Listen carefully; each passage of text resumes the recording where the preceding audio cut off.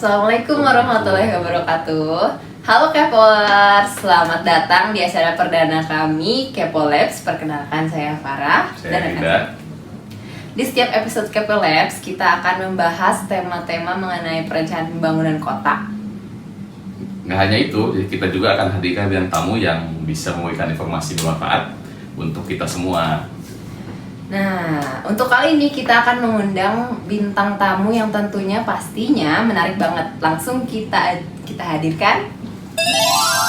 Ini dia bintang tamu kita kali ini. Narasumber kita sekarang itu Ibu Freska Fitriana Kadif PIPW. Nah, sekarang kita mau bahas tentang inovasi yang dibuat oleh Ibu Freska bernama Sepakat. Kita lanjut ngobrol-ngobrol lebih informal aja ya Teh. Oke. Gimana? Ada yang ingin ditanyakan? Nah, jadi mungkin ini panggilannya apa ya? Buat Kepo Labs. Pemirsa Kepolers itu Kepolers. Ya. Jadi nanti mungkin yang ingin diketahui oleh teman-teman semua ini mungkin sepakat tuh apa sih gitu kan, mungkin dalam membuat ini tuh TEK tuh pasti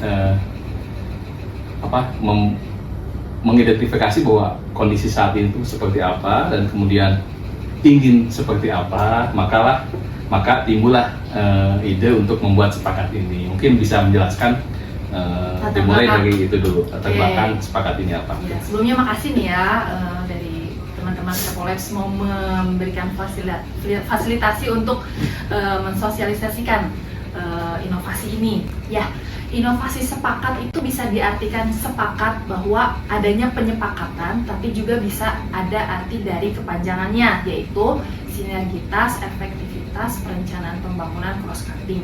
Nah, mungkin masih banyak yang asing ya dengan istilah cross-cutting. Cross-cutting di sini maksudnya adalah lintas sektoral.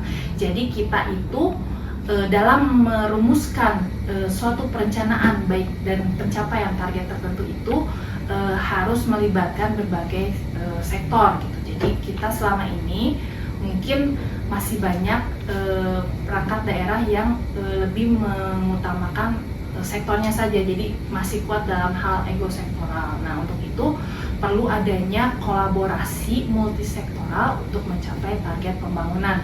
Tadi kan sempat ngomongin tentang livable city. Nah, bisa dijelaskan sedikit nggak kalau livable city itu apa sih? Jadi livable city itu adalah kota layak huni ya, kota layak huni atau kota yang nyaman. Nah, sebetulnya tapi tidak hanya dari unsur fisik saja. Jadi untuk livable city itu sebenarnya ada 9 aspek. Ada tata ruang, infrastruktur, sosial, ekonomi, dan lain sebagainya. Nah, untuk kami di bidang PIPW mengawal pencapaian kelayak-hunian untuk aspek tata ruang, lingkungan, transportasi, dan infrastruktur utilitas. Dan setiap aspek tersebut ada juga indikator-indikator di bawahnya. Misalnya untuk transportasi itu dari hal kemacetan.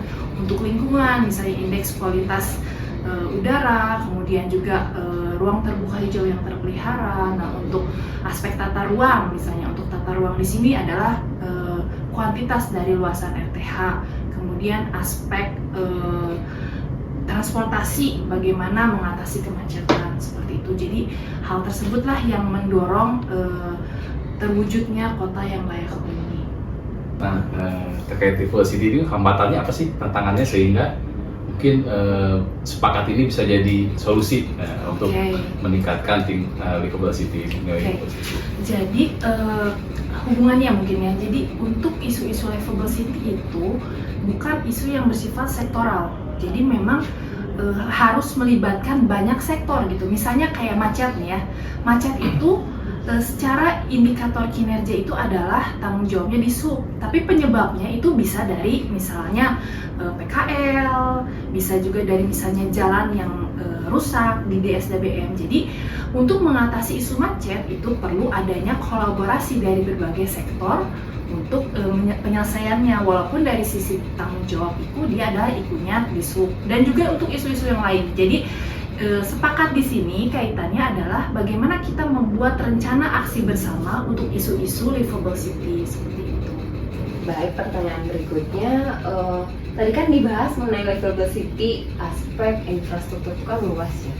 Kalau yang jadi fokus utama sekarang kira-kira apa yang disepakati? Oke, jadi karena banyak, jadi kami memilih salah satu aspek, yaitu aspek lingkungan.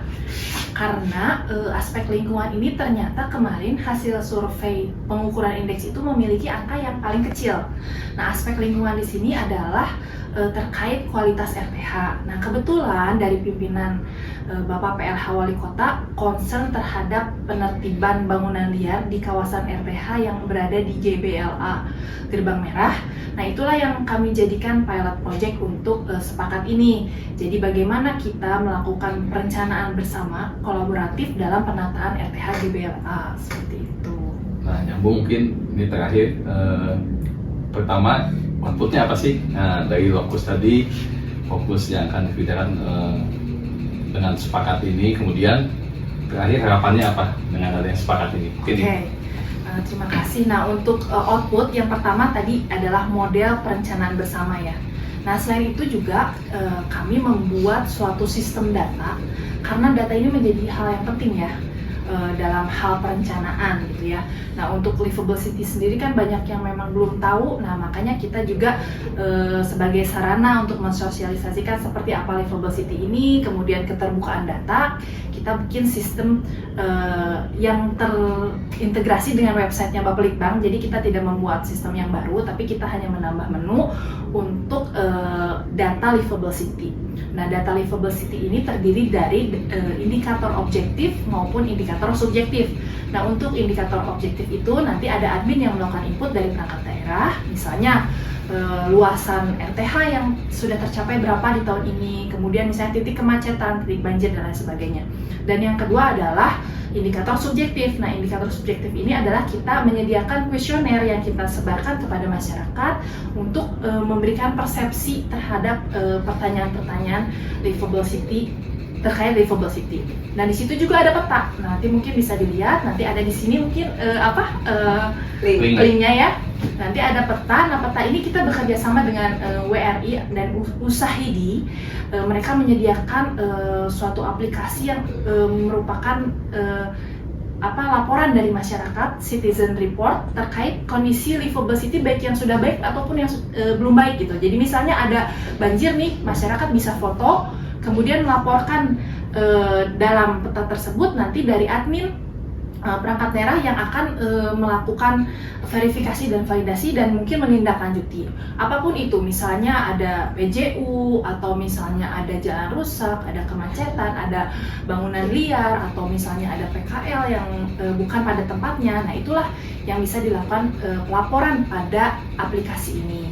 Nanti ke depannya itu akan memprediksi skor livable city Kota Bandung itu berapa. Nah, kita kan sudah punya target nih di RPJMD maupun di RPD. Nah, apakah kita sudah mencapai atau belum, mana kurangnya, itu bisa kita lakukan prediksi sebelum nanti hasilnya yang akan dipertanggungjawabkan dalam LKPJ seperti itu. Nah, untuk harapan sendiri mungkin ya mungkin internal pemerintah Kota Bandung dapat semakin solid dan sinergi untuk membangun perencanaan bersama ini, sehingga kita dapat mencapai tujuan atau target pembangunan secara berkolaborasi. Nah, untuk masyarakat sendiri juga diharapkan dapat merasakan mungkinnya nanti dampaknya bagaimana Kota Bandung yang nyaman, yang livable seperti itu. Contoh gini, targetnya berapa nih untuk nilai livable city indeksnya? Targetnya sebetulnya itu sudah ditentukan ya, kemarin itu di angka 8 nih. Nah, ini yang harus kita capai di tahun ini. Nah, mudah-mudahan nih bisa dalam kondisi seperti ini kita bisa melakukan percepatan lah ya terhadap pencapaian target tersebut. Ya, terima kasih TK atas informasi semuanya. Semoga Turun Kota Bandung bisa mencapai target ya untuk indeks livable city-nya di nilai angka 8 ya. Ya, Amin. terima kasih. Amin. Amin. Terima kasih TK untuk bisa hadir di acara Kepolabs ini, dan semoga acara ini berguna untuk para Kepors dan Kepomania semuanya, dan tunggu acara selanjutnya dan episode selanjutnya dari Kepolabs. Terima kasih. Assalamualaikum warahmatullahi wabarakatuh.